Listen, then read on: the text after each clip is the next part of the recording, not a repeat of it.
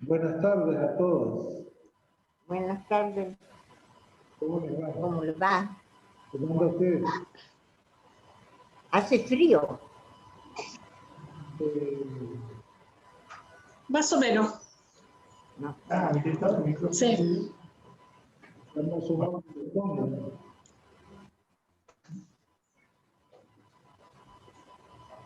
Vamos a empezar entonces.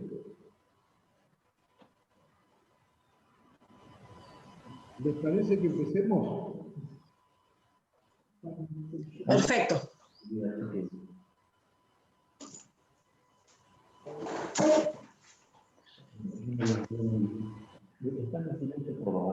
Bueno, en nombre del Padre, del Hijo y del Espíritu Santo. Del Espíritu Santo. Amén. Vamos a seguir un poquito con el Evangelio de Lucas. Habíamos visto hasta la primera parte, digamos, ¿no? Los primeros 3 capítulos que cuentan la infancia de Jesús, la infancia de Juan Bautista, y por lo tanto también la vida de sus padres, ¿no? Toda esa parte tan alta de la fe cristiana que es el anuncio y el nacimiento de Jesús.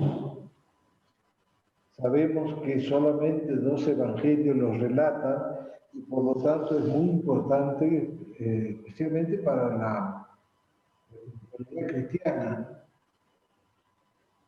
Y después, en realidad nosotros tenemos que, a partir del capítulo 3, inclusive en las Biblias, se dice, tiene un título, Preparación del Ministerio de Jesús. En realidad el capítulo 3 habla de la predicación de Juan Bautista, después el bautismo de Jesús, y después raramente aquí en Lucas hay unos largos versículos respecto de la genealogía de Jesús. Cuando Mateo, que es más organizado, lo pone antes del anuncio del nacimiento de Jesús, pone como un título, diciendo, bueno, este que van a ser desciende de estas personas. Pero yo quisiera ver a partir del capítulo 4, donde se narra las tentaciones de Jesús, la tentación de Jesús en el desierto, y después se comienza con la actividad de Jesús en Galilea. Ustedes se acuerdan que yo le había comentado que Lucas tiene una clave para desarrollar su evangelio, diciendo de que a Jesús en el evangelio de Lucas siempre lo vemos en camino de Galilea a Jerusalén. Y entonces hay como 2 grandes etapas en el evangelio de Lucas. Uno es el movimiento de Jesús en Galilea. Y después el movimiento de Jesús, la caminata de Jesús de Galilea a Jerusalén. Hay un solo, Lucas relata un solo viaje de Jesús de Galilea a Jerusalén, cuando los otros evangelistas, como por ejemplo el Evangelio de San Juan, relata varios viajes de Jesús de Galilea a Jerusalén.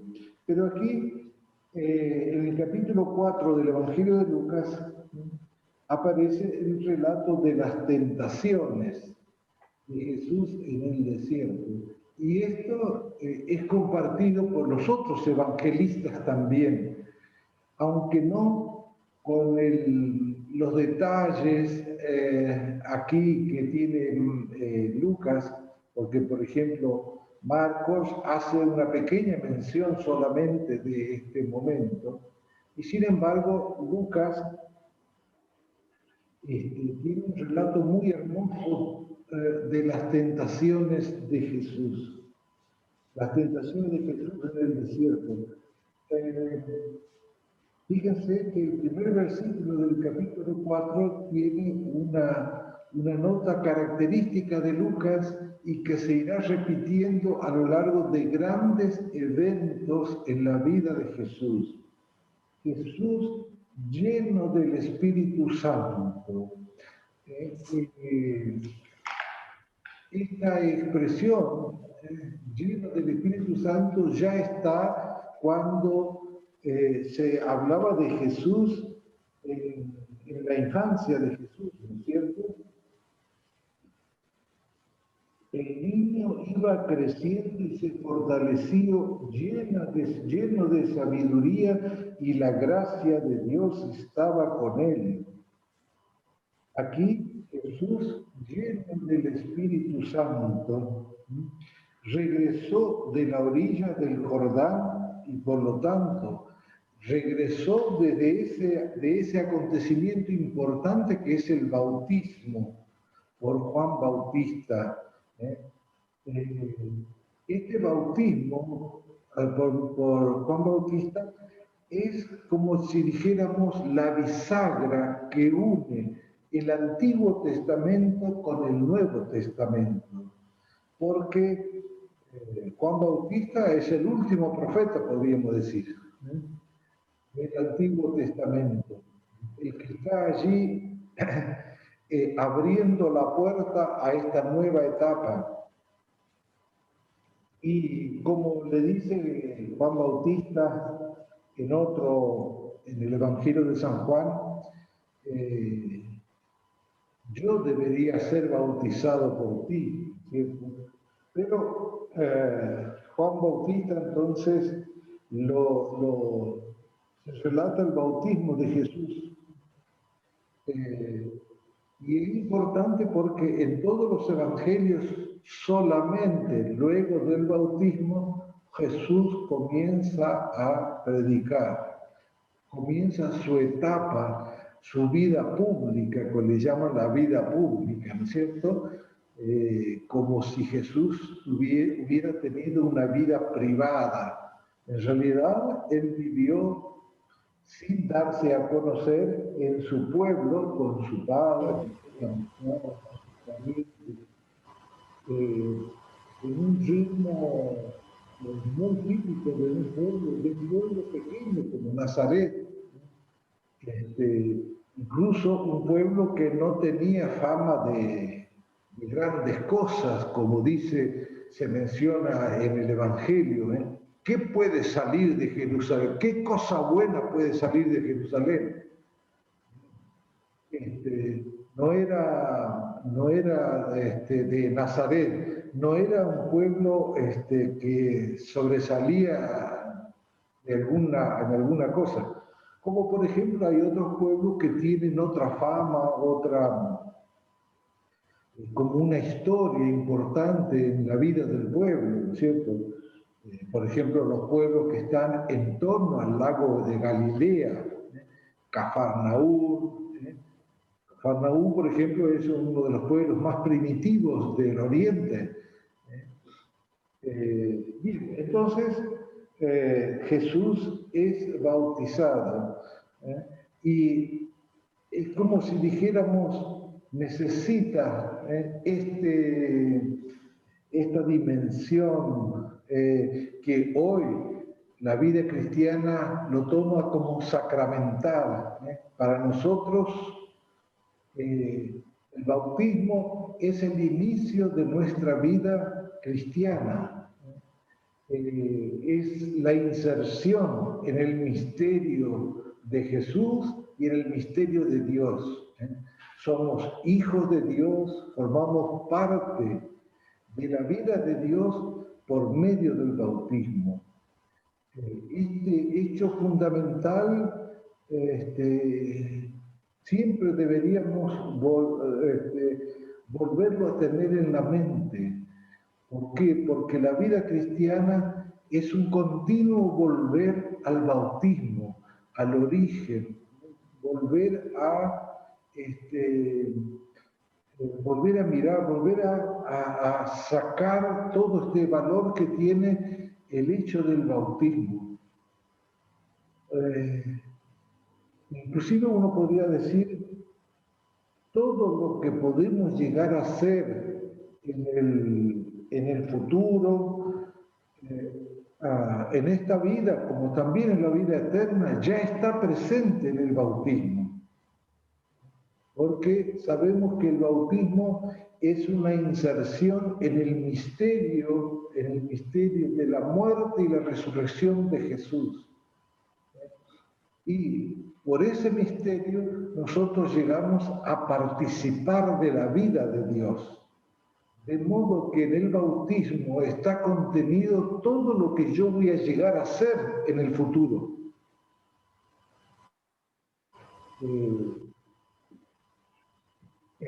A pesar de que por el momento, bueno, tengo que transcurrir en esta etapa de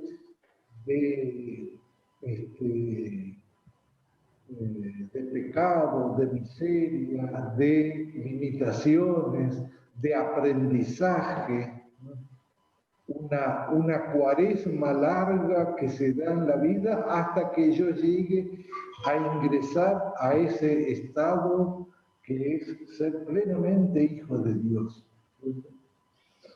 Entonces, en el bautismo nosotros recibimos este tesoro que es ser hijos de Dios y ser hermanos de Cristo, recibir el misterio de Cristo. Jesús aquí no necesita tener este paso, porque Él es el Hijo de Dios sin mancha. Pero Jesús, los evangelios nos relatan que Jesús es bautizado por Juan Bautista en el río Jordán, y siempre está la mención de la presencia del Espíritu Santo. Aquí, el capítulo 4, comienza diciendo: Jesús, lleno del Espíritu Santo, regresó de la orilla del Jordán y fue conducido por el Espíritu al desierto, donde fue puesto a prueba por el diablo durante 40 días.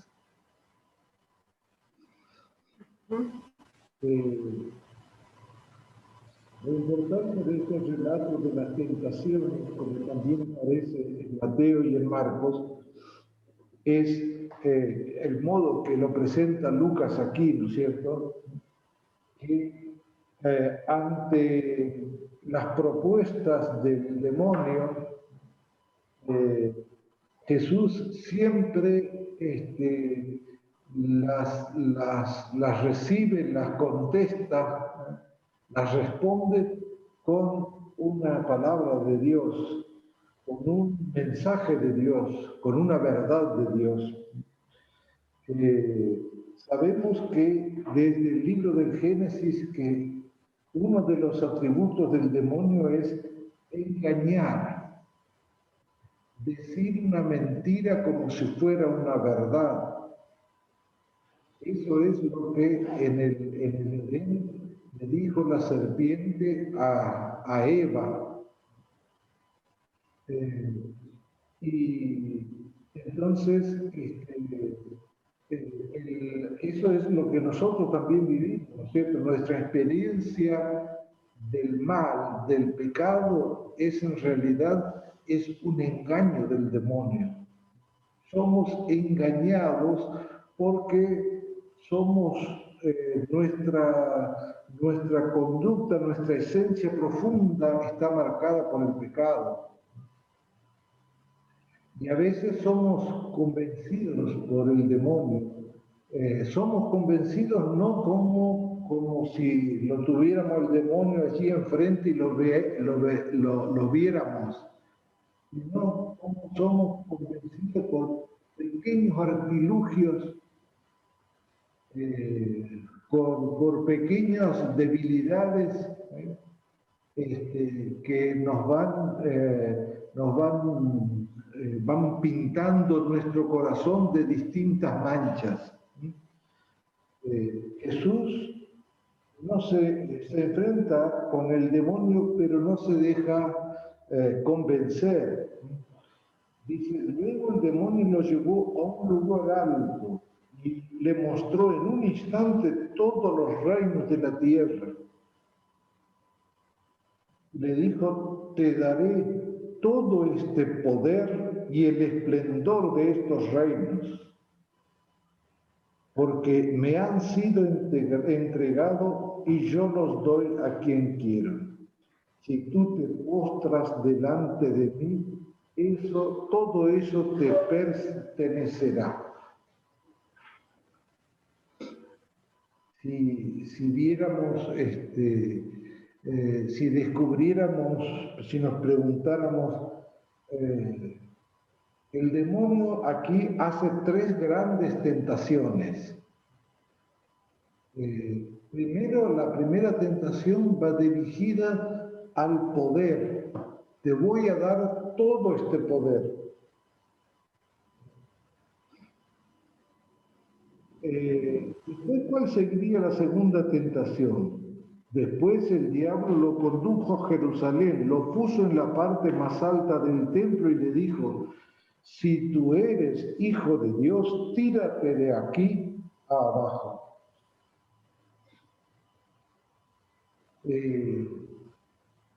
Si tú eres hijo de Dios, hacemos una prueba de que soy hijo de Dios. Tírate, y si soy hijo de Dios no hay ningún problema. Ya tener paracaídas puesto. ¿Cuál sería el pecado? ¿Cuál sería porque es una tentación? ¿A dónde apunta esta tentación? ¿A qué parte de nuestros pecados apunta? ¿Qué les parece?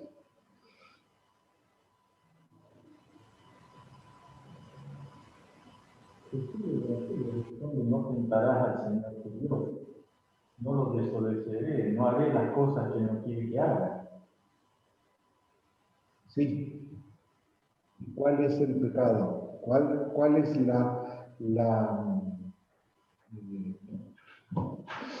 podríamos decir, hay 7 grandes pecados capitales? ¿Cuál sería la soberbia? La soberbia. Yo estoy seguro, a mí esa certeza que sobrepasa los límites que tenemos todos. Porque aquí el diablo le dijo, si tú eres hijo de Dios, le tiene el corazón como diciendo,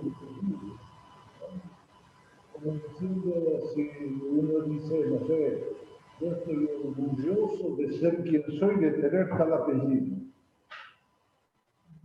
Entonces le toca justo allí, así, ¿verdad? ¿Ves? La soberbia, que podríamos decir es la madre de todos los vicios y pecados, es el vidrio que no nos deja ver la realidad tal cual es. Siempre la vemos desde un espacio, parece, de poder que verdaderamente tenemos, cuando eso no es real. Entonces, desde el diablo, la segunda tentación apunta a la soberbia. La soberbia. Y él respondió, no tentarás al Señor tu Dios. Una respuesta de humildad, una respuesta de reconocer quién soy yo. Una respuesta humilde. Hoy está muy devaluada la humildad. Nadie paga un centavo por las personas humildes. No solamente las personas humildes que son pobres, sino por gestos de verdadera humildad.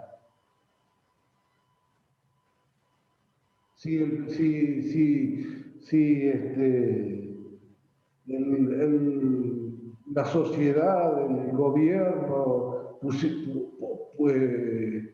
quisiera poner una ley para decir, bueno, nadie puede tener gesto de humildad, porque todas las leyes que salen ahora están referidas a yo tengo este derecho, tengo este derecho, tengo este derecho.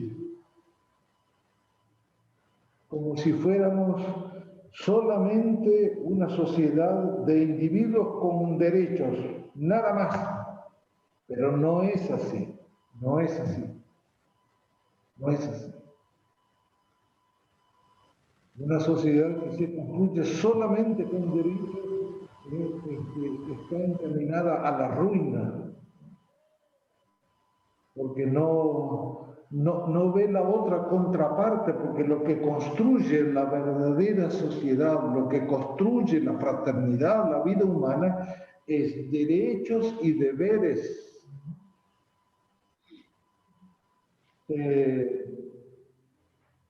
Y aquí entonces Jesús responde con este gesto de humildad. Él, que es el Hijo de Dios, él que participa no de prestado, sino por naturaleza del poder mismo de Dios, dice, no tentarás al Señor tu Dios. Nosotros deberíamos, si queremos ser verdaderamente cristianos, y si queremos ser cristianos de este nuevo tiempo que se está gestando en el mundo, en la sociedad, que ya no es la iglesia del siglo XIX, del siglo XX, es una nueva iglesia que tiene muy poco poder, muy poco poder.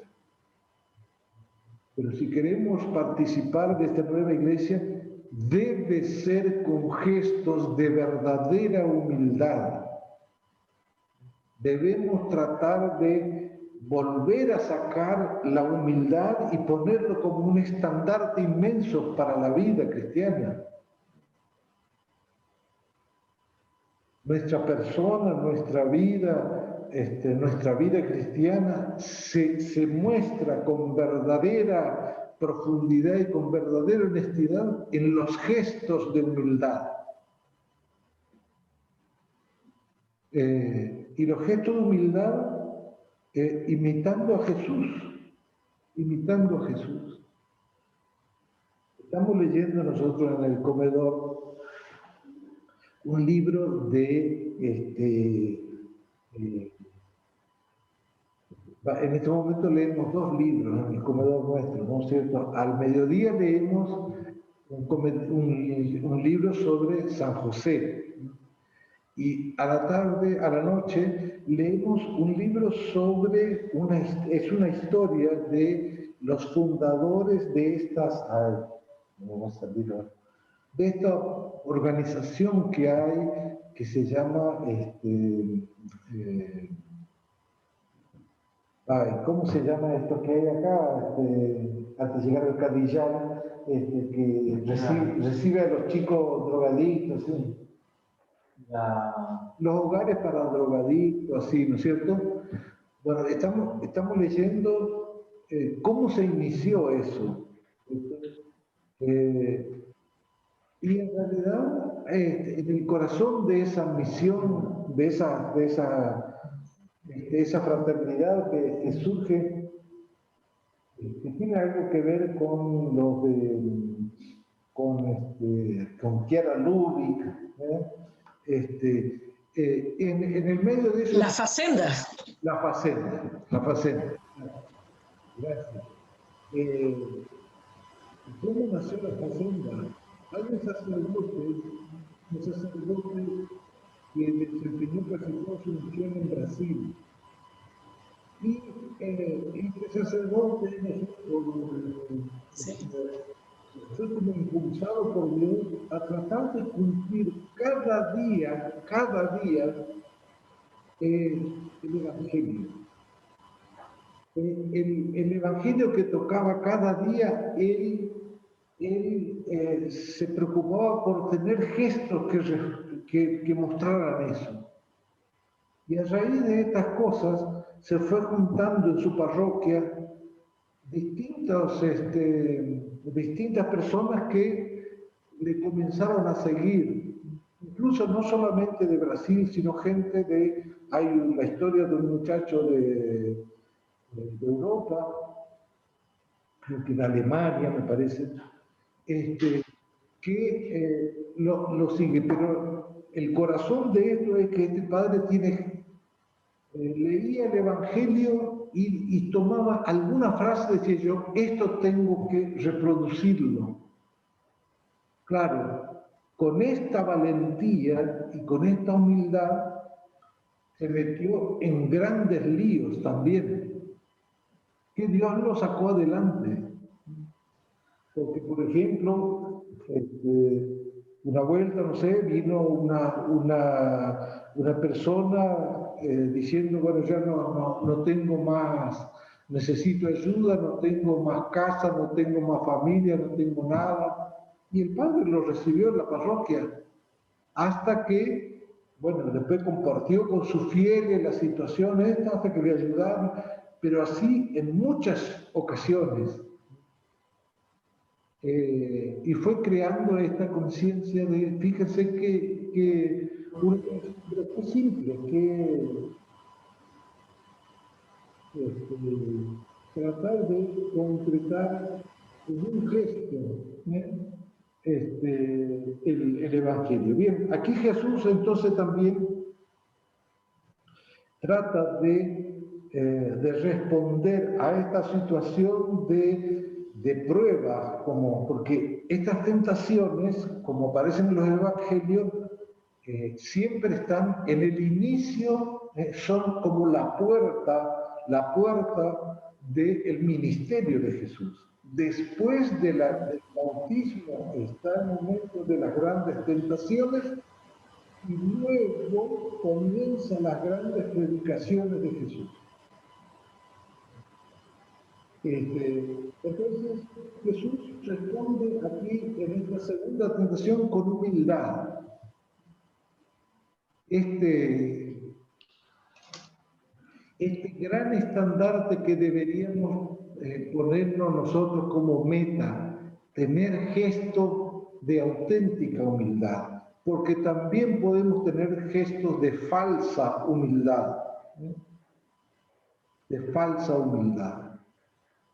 Así como podemos ser falsos cristianos, también podemos tener gestos de falsa humildad. Y dice, después de esto dice, bueno, agotada la forma de tentaciones, el diablo se alejó de él hasta el momento oportuno. Otro momento Jesús tendrá que verse con este personaje que sigue manejando gran parte de la historia humana. Y entonces, al final de este relato, el versículo siguiente está titulado El comienzo de la actividad de Jesús en Galilea. Esta parte, capítulo 4, versículo 14, finaliza en el capítulo 9. De modo que tenemos 5 grandes capítulos aquí, que es toda la actividad en Galilea. Dice, Jesús volvió a Galilea con el poder del Espíritu otra vez. En cada movimiento importante, Lucas resalta de que es con el poder del Espíritu Santo que Jesús se mueve. Y su fama se extendió en toda la región, enseñaba en sus sinagogas y todos lo alababan. Uno puede decir, está genial, esto es un comienzo estupendo, casi ideal. Ya vamos a encontrarnos con dificultades, ¿no es cierto? Y la primera dificultad, ¿dónde comienza? En Nazaret. En Nazaret, en su pueblo. En Nazaret es un pueblo pequeñito, chiquito, que no tenía ningún peso, nada del reinado ahí de Galilea, ¿no es cierto? Dice, Jesús fue a Nazaret donde se había criado. Podríamos decir, bueno, volvió a su casa. Volvió a su casa con su papá, su mamá, los parientes, los vecinos. Y el sábado hizo lo que tal vez él todos los sábados, cuando vivía en Jerusalén, en Nazaret, hacía. Pues fue a la sinagoga, como de costumbre, dice.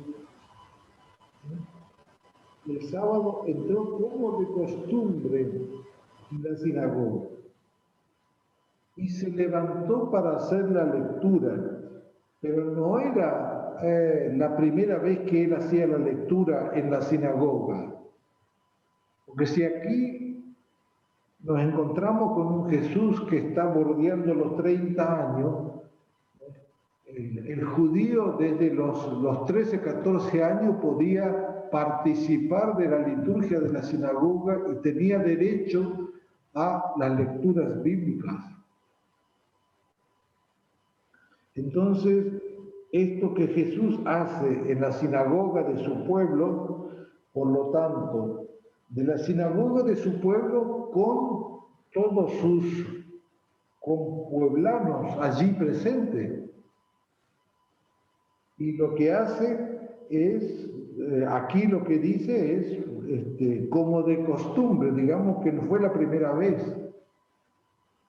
Le presentaron el libro del profeta Isaías. Y entonces allí Jesús lee el párrafo que podríamos decir correspondía a la lectura de ese sábado, ¿cierto? Es como que nosotros cuando leemos la liturgia de la misa no elegimos cualquier lectura, sino lo que ya eligió la iglesia, lo que tiene prescrito para ese día. Y el texto de Isaías decía, el Espíritu del Señor está sobre mí. Otra vez, fíjese que en poquitos versículos,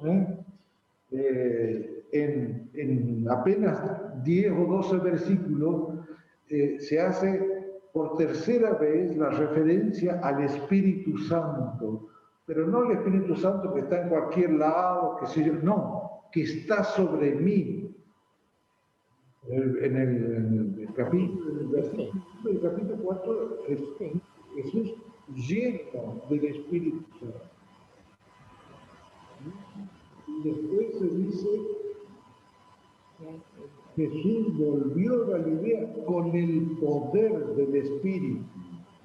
Y aquí este texto de Isaías dice, el Espíritu del Señor está sobre mí. De modo que Jesús lleno del Espíritu, Jesús con el poder del Espíritu y el Espíritu que está sobre mí. Fíjense cómo estas tres menciones hacen referencia al misterio de Jesús. Entonces es muy importante no dejar de valorar estas menciones del Espíritu. El texto de Isaías dice, Espíritu Santo, porque me ha consagrado por la unción. Jesús venía de un gesto en el río Jordán con Juan Bautista, de una unción, de ese bautismo, que él no necesitó, pero se sometió igual. Y entonces dice el texto de Isaías que me envió a llevar la buena noticia a los pobres, a anunciar la liberación a los cautivos, la vista a los ciegos, a dar libertad a los oprimidos y proclamar un año de gracia del Señor. De modo que estos anuncios que se toma del Evangelio, del libro de Isaías, están hablando de una liberación, de una buena noticia, no para el rico que no necesita nada, sino una buena noticia para el necesitado, para el pobre. Él me envió llevar la buena noticia es evangelio. Evangelio es la buena noticia a los pobres, liberación a los cautivos, la vista a los ciegos, la libertad a los oprimidos y a proclamar un año de gracia. Ustedes saben de que en el Antiguo Testamento un año de gracia era un año donde se perdonaban todas las deudas. Es como si dijera que el Fondo Monetario Internacional perdonó todas las deudas de Argentina. Fíjense si se hubiera dado esas cosas, ¿no? Pero el año de gracia implicaba eso, y por lo tanto que implicaba también gestos de parte del que recibía ese don del perdón, ¿no es cierto? Y entonces, cuando Jesús termina de leer esta profecía que está anunciando buena noticia, evangelio, que está anunciando liberación, que está anunciando el bien para las personas que están sufriendo. Todos en la sinagoga tenían los ojos fijos en él. Entonces, ¿qué dijo Jesús? Hoy se ha cumplido este pasaje de la Escritura que acaban de oír.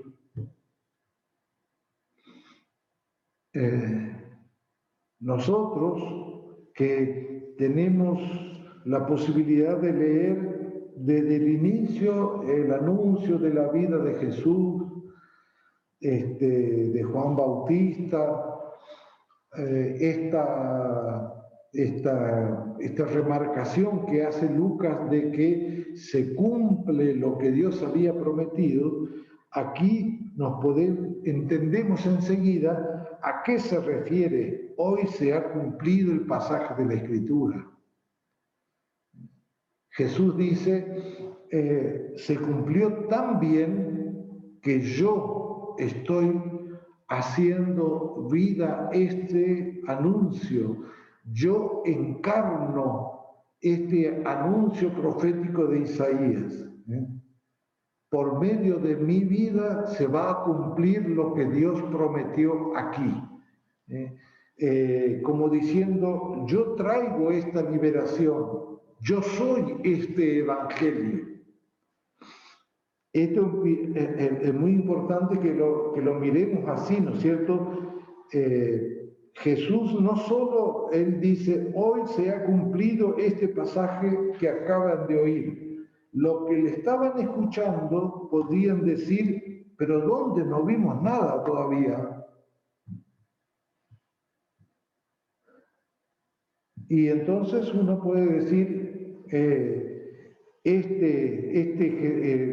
en Jesús mismo está presente todo lo que Isaías anunciaba, porque Él es la realización de lo que Dios anunció, lo que Dios prometió.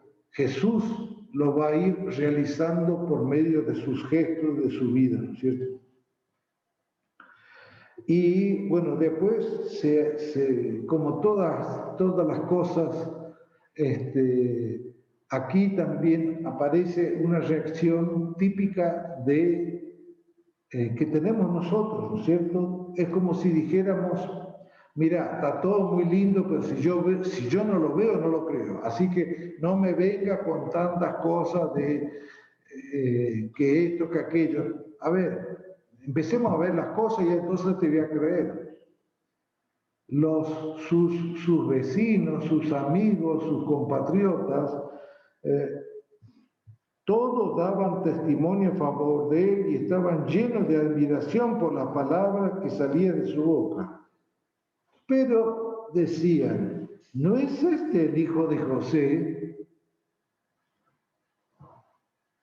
Sin duda me dirán el refrán, médico, cúrate a ti mismo.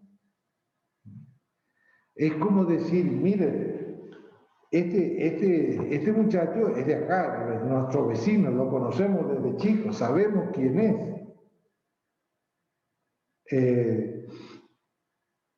No puede decirnos que van a ocurrir todo esto que dice aquí la profecía, cuando vemos, lo conocemos, desde toda la vida lo conocemos. Por eso Jesús dice, me van a decir el dicho, médico, cúrate a ti mismo. Y entonces entramos en esa otra dimensión. Podríamos preguntarle también nosotros, meternos allí en la sinagoga y decirle a estos nazarenos, amigos de Jesús, que le estaban haciendo estas preguntas, ¿cuándo nos vamos a animar nosotros también a mirar y a creer lo que no vemos? A dar un paso más, a tener gestos de verdadera fe y saltearnos lo evidente, lo material, lo puramente constatable y ver y creer, ver creyendo esto que dice Jesús aquí, en la promesa de Dios.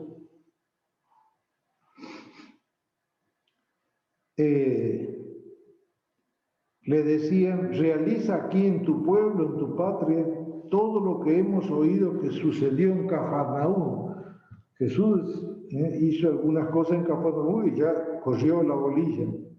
Después agregó, les aseguro que ningún profeta habían recibido en su tierra. Y aquí este encuentro con la gente en la sinagoga de Nazaret va a terminar muy mal, porque ellos cada vez esta confrontación se iba acentuando y le terminaron empujándole de la ciudad hasta un lugar, una barranca, con la intención de tirarlo por la barranca, despeñarlo. Pero Jesús, pasando en medio de ello, continuó su camino. Este momento que aquí, que los evangelios sinópticos relatan del encuentro de Jesús en la sinagoga de su pueblo, de Nazaret, es muy importante porque revela estos dos planos, el plano de la mera cotidianidad, el plano de lo que yo ya sé, de lo que yo veo todos los días, y el plano de la fe. Continuamente nosotros nos vamos manejando con esto, nuestros días, nuestro diario vivir a veces transcurre con estas cosas. No solamente en una vida de familia, también en un monasterio, porque en un monasterio terminamos conociendo las virtudes del hermano, pero también las miserias. Y nos cuesta nada decirnos entre nosotros, yo ya le conozco a aquel, tiene cada raye, aparece con esto, con aquello, ya lo conozco.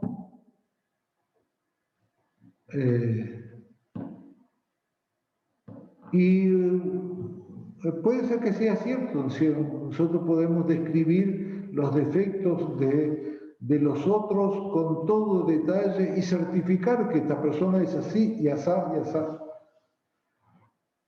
Más difícil nos resulta certificar sus virtudes, porque también ese hermano que tiene defectos también tiene virtudes. Y las virtudes son tan ciertas como los defectos. Ninguno de nosotros puede decir, como dijo el publicano, yo no soy como ese, como dijo el fariseo mostrando al otro que estaba ahí rezando en el templo. Yo no soy como ese. Nadie de nosotros, por más virtudes que tenga, puede decir eso. Entonces, este texto nos enseña este entramado, este tejido tan profundo que se desarrolla en la vida de todos. En medio está el mensaje de salvación, está el Evangelio, la buena noticia. La buena noticia para los pobres, para la liberación, para la sanación, para la libertad de los oprimidos, para darnos un año de gracia, que el cristiano no tiene un año de gracia, sino tiene una vida de gracia. La vida cristiana no es un año de gracia como se acostumbraba, sino una vida de gracia. Una gracia que si la perdemos, constantemente podemos volver, cada día, en cada momento. Entonces, fíjense que aquí el Evangelio de Lucas presenta esta primera actividad de Jesús y podríamos decir, pero fue un rotundo fracaso. Un rotundo fracaso. Casi le terminaron sus mismos conocidos, sus mismos amigos, sus mismos parientes, terminaron queriendo desbarrancarlo, tirarlo en un barranco. Y esto también ya es un signo de la vida de Jesús. La vida de Jesús va a ser una constante denuncia y por lo tanto también un constante rechazo. Si los de su mismo pueblo quisieron matarlo, ¿por qué no lo van a matar los otros que no lo conocen?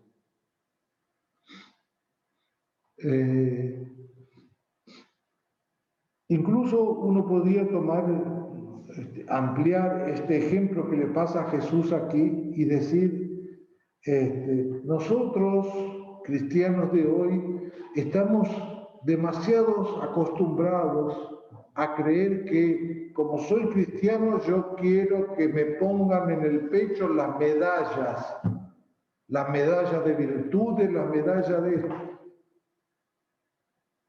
Pero tenemos que darnos cuenta de que las únicas medallas que podemos elegir son las medallas de humildad, no las medallas de virtudes. la medalla de humildad, las actitudes propias de Jesús. Jesús no se puso a pelear con esta gente aquí que no querían escuchar la palabra de Dios. Jesús, pasando en medio de ellos, él continuó su camino, el camino.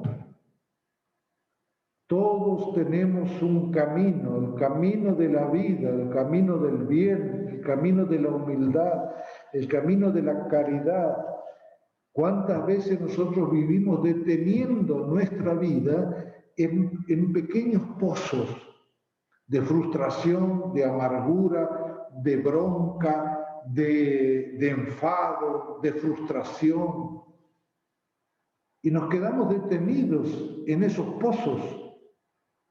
Pero nuestro destino apunta a un camino más largo, un camino mejor para seguir el camino. Hay que olvidar los fracasos, olvidar las ofensas, olvidar las heridas, olvidar. El principio de la humildad es saber olvidar. El bien viene de adelante, del futuro, del mañana, no viene de atrás. Bien. Después aquí Jesús sale y se va a Cafarnaúm. Dice en el versículo, no veo muy bien, 31, Jesús bajó a Cafarnaúm, ciudad de Galilea, y enseñaba los sábados. ¿Dónde? En la sinagoga. Y todos estaban asombrados de su enseñanza porque hablaba con autoridad. Aquí también uno podría decir, ¿qué quiere decir hablar con autoridad? Hablar mostrando un título, hablar mostrando conocimiento. Jesús hablaba y esta autoridad se iba construyendo con los gestos de Jesús, no con teorías, sino con los gestos de Jesús.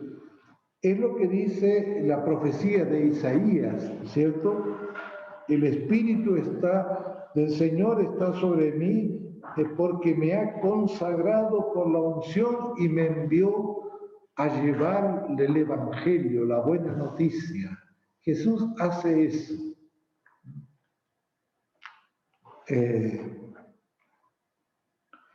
Su autoridad viene de esto, de esta verdad. El otro día leí una frase muy linda de San Agustín que dice, la verdad no necesita que nuestra defensa, la verdad se defiende sola. Es como un león, la verdad hay que largarla sola, se defiende sola. Jesús entonces enseñaba con autoridad. La única autoridad que el cristiano debería querer verdaderamente es la autoridad del Evangelio. Y la autoridad del Evangelio no se construye sobre teorías, no se construye con inteligencia, con conocimiento, se construye con obras de la vida. Cuando uno ve que el otro lo que dice en realidad está expresando también una forma de vida. Bien, después aparece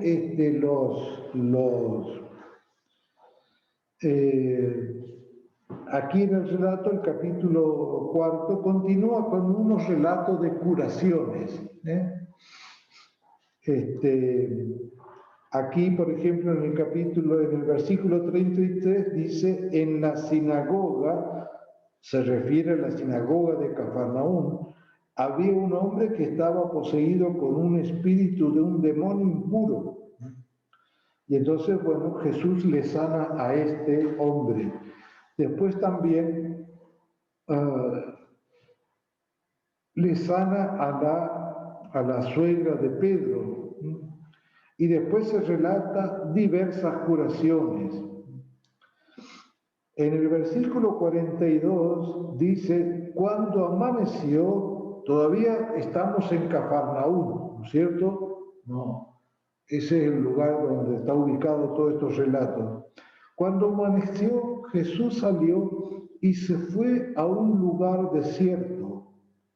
La multitud comenzó a buscarlo y cuando lo encontraron querían retenerlo para que no se alejara de ellos. Pero él les dijo, también a las otras ciudades debo anunciar la buena noticia del reino de Dios, porque para eso he sido enviado. Y predicaba en las sinagogas de toda la Judea. Aquí uno podría decir, pero hay un error entonces, porque se dice, y predicaba en las sinagogas de toda la Judea, pero estaban en Galilea, no estaban en Judea. Hay que tener en cuenta que en la época de Jesús estaba bien dividido Galilea en el norte y la Judea en el sur, donde estaba Jerusalén.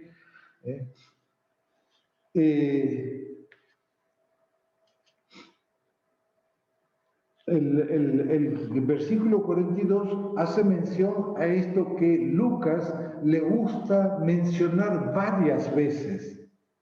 Y es que Jesús le gustaba ir a un lugar solitario, silencioso, para orar. A veces dice, pasó toda la noche en oración, o pasó mucho tiempo en ese lugar solo.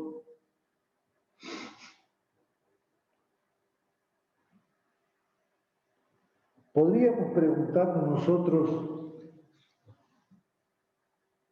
¿cómo son nuestras oraciones? ¿Cómo rezan ustedes?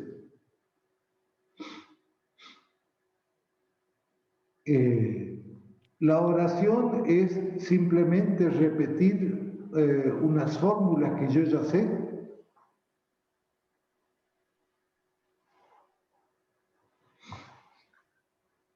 Aquí no se dice que la oración de Jesús fuera eso. Lo que se dice es que Jesús buscaba un contexto, un lugar tranquilo, un lugar de silencio. Parecería que Jesús le gustaba que el silencio le acompañara, que el silencio entrara en su corazón. Se sentía a gusto con el silencio, con la paz.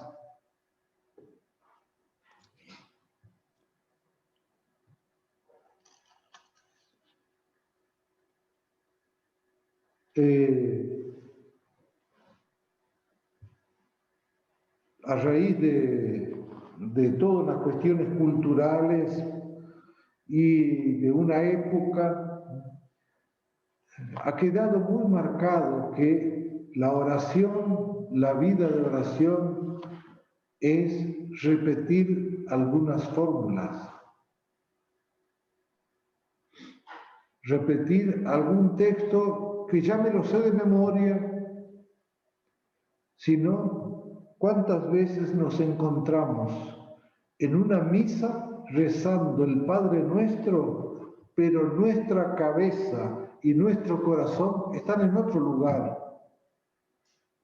Están distraídos pensando, uy, mañana tengo aquel asunto, aquel trabajo que hacer, aquella reunión, aquella cosa que tengo que pagar.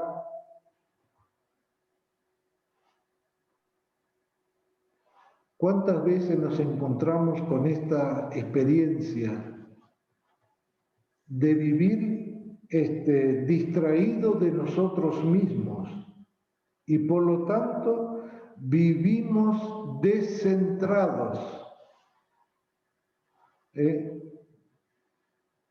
Nuestro centro no corresponde con lo que tenemos en la mente y el corazón.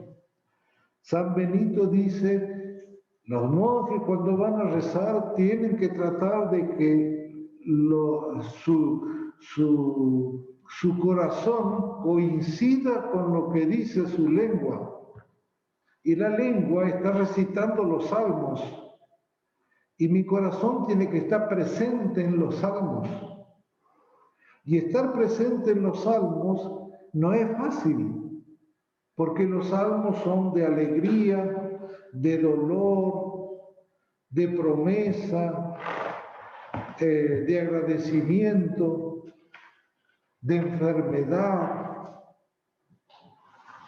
Y mi corazón debe aprender a ir de salmo en salmo, prestando el corazón a cada salmo, a cada experiencia y sentimiento que tienen los salmos.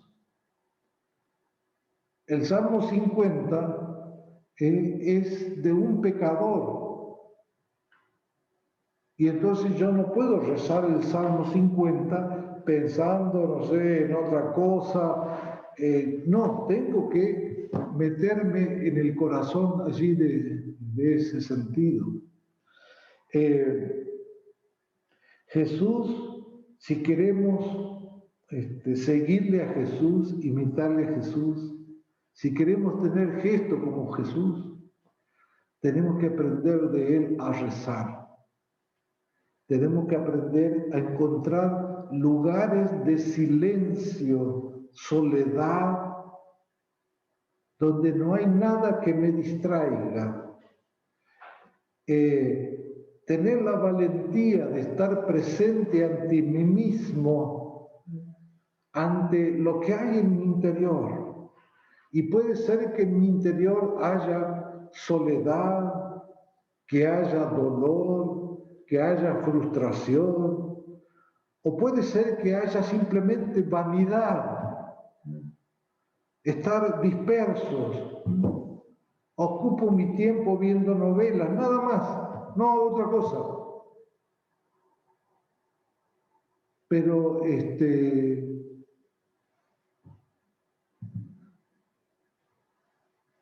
Jesús nos quiere enseñar a llevar una vida de profunda oración y por eso, para eso hay que buscar ámbitos de intimidad, de estar centrado. Él buscaba lugares de soledad, de silencio, para estar bien. Jesús era un hombre que tenía el gusto de estar consigo mismo. Se encontraba a gusto consigo mismo. No necesitaba suplantar nada cuando él estaba solo, cuando estaba en soledad. Al contrario, buscaba esos momentos continuamente. Entonces, bien.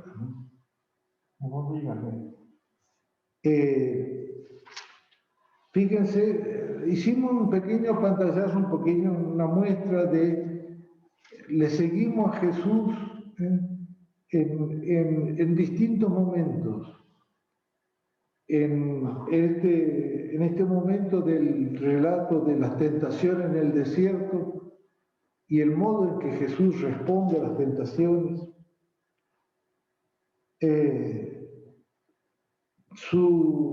su estar conducido por el Espíritu Santo.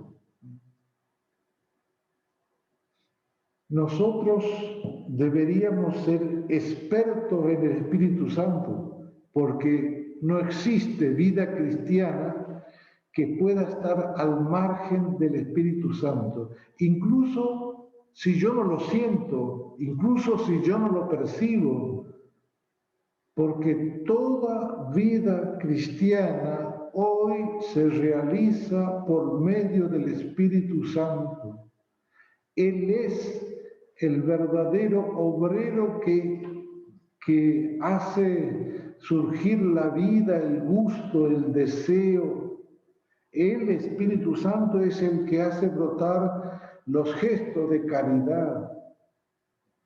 Entonces, así como Jesús aquí, en este pequeño texto que vimos, por 3 veces se menciona que el Espíritu Santo lo conducía. Nosotros también tenemos que tratar de encontrarnos con nosotros mismos para encontrarle al Espíritu Santo. El Espíritu Santo está presente en nuestro ser más íntimo. Y que podamos también nosotros atrevernos a ser portadores de esta buena noticia de Jesús y poder caminar con Él, hacer un camino. Estamos en caminos hacia la vida eterna, estamos en camino ahora hacia la Pascua. ¿Cómo vamos a llegar a la Pascua? Quedan 2 semanas. Estoy a tiempo a revertir mi camino. Si es que estoy medio perdido por allá en otras cosas. Estoy a tiempo a volver para encontrarme con Jesús, para ser parte del cortejo que Jesús se encamina a su misterio pascual. Bueno, que el Señor nos ayude entonces a seguirlo a Él en este misterio pascual. Así sea. No sé si quieren compartir algo, hacer alguna pregunta o reflexionar sobre algo.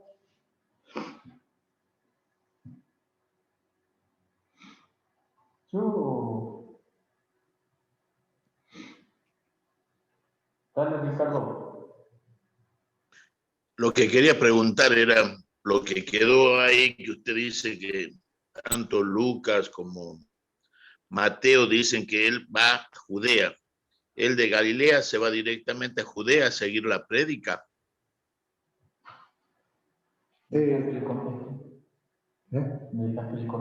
Sí.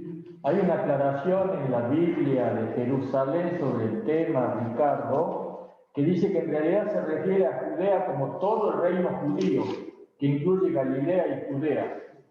La acabo de ver, por eso te comento. Ahora lo dejo al hermano Luis que te conteste. Lucas va hasta el capítulo 9, va a hablar de la misión de Jesús y toda esa misión se va a desarrollar en Galilea. En el capítulo 9, versículo 53 dice: cuando estaba por cumplirse el tiempo de elevación al cielo, Jesús se encaminó decididamente hacia Jerusalén. Allí en el capítulo 9 es la primera mención en el Evangelio de Lucas de que Jesús sale de Galilea y se va a Jerusalén. Por eso que yo decía esto de Judea, dado que Lucas tiene muy bien precisos los lugares, a pesar de que esto que dice... Por eso era mi pregunta, porque Lucas define los lugares, sí. ¿no? Y es muy cierto lo que usted dice, porque ahí en el capítulo 9 es cuando pasa por Samaria. Sí. Sí. Según el Evangelio de Lucas, solamente hay una vez que Jesús baja de Galilea a Jerusalén. Una sola vez. Los otros evangelios, como por ejemplo el Evangelio de San Juan, tiene varios viajes, ida y vuelta. Sí. El Evangelio Así es. Bien, ¿alguna otra cosa? Yo tengo una pregunta para hacer que muy probablemente sea porque el Evangelio de Lucas está escrito para otra comunidad. Lucas como que siempre lo referencia a Jesús, lo que vos nos has mostrado, guiado por el Espíritu Santo, llevado por el Espíritu Santo, empoderado por el Espíritu Santo, ¿sí? Y habla mucho de Jesús y el Espíritu Santo, ¿sí? Como que o es la Santísima Trinidad presente en el camino de Jesús y en la vida de Jesús y no lo nombra el Padre, ¿no es cierto? O me falta una persona en el relato de Lucas. Sí, incluso, bueno, de todos los evangelios, Lucas es el que más habla del Espíritu Santo. El segundo evangelio, el que habla del Espíritu Santo, es el evangelio de Juan. Pero en el segundo tomo del libro del escrito de Lucas, ¿cuál es? Los Hechos de los Apóstoles. La primera, los Hechos de los Apóstoles está dividido en dos partes. La primera parte, con toda verdad, se puede llamar el Evangelio del Espíritu Santo. La primera parte. Porque ahí el protagonista de todo es el Espíritu Santo. Lucas, lo vamos a seguir viendo, continuamente va a hacer mención a la presencia del Espíritu Santo. Lo cual está indicando en las etapas de la formación de las comunidades primitivas, la evolución que tiene el Evangelio, la comunidad de Lucas, y por otro lado, Lucas no se está dirigiendo a una comunidad que tenga una base judía, al contrario, tiene una base griega, una base pagana, digamos, ¿cierto? Bien. ¿Alguna otra cosa para compartir? La presencia de Jesús en Nazaret, en la sinagoga, ¿sí? Indudablemente, así como vimos en las tentaciones, la soberbia que le quería poner a Jesús cuando le dice tírate del templo, acá vemos la soberbia del pueblo de Nazaret, cuando le dice tenés que hacer esto, negociar con Dios, ¿no es cierto?, para que nosotros creamos. Vos no tenés que hacer los milagros, no tenés que hacer las cosas, no tenés que hacer esto y nosotros vamos a creer. Pero allí, entonces ya es la soberbia no del demonio, sino del pueblo, sino de su pueblo, de su gente, los parientes, los amigos, de su pueblo. Digamos, es lo más duro de aceptar, de que uno sea rechazado por su misma familia, por su misma comunidad, por su mismo lugar. Esa es la parte más difícil. Bien, entonces nos encontramos luego de Pascua, me parece. Perfecto. El 2 sería el día que nos toca, pero es Semana Santa. No, pues ya es Semana Santa. Es Semana Santa. Bueno, sí. El 9. Sí. Perfecto. Bueno, muy bien. Gracias, hermano. Traten de formularse estas preguntas que surgieron aquí en el texto, ¿no es cierto? Que van pintando el texto. Es bueno que vuelvan a leer el texto y se hagan esas preguntas, ¿no es cierto? Muy bien. En el nombre del Padre, y del Hijo, y del Espíritu Santo. Amén. Que estén muy bien. Que Dios los bendiga. Gracias, Luis. Gracias, Padre, y feliz Semana Santa y feliz Domingo de Resurrección. Gracias igualmente para ustedes.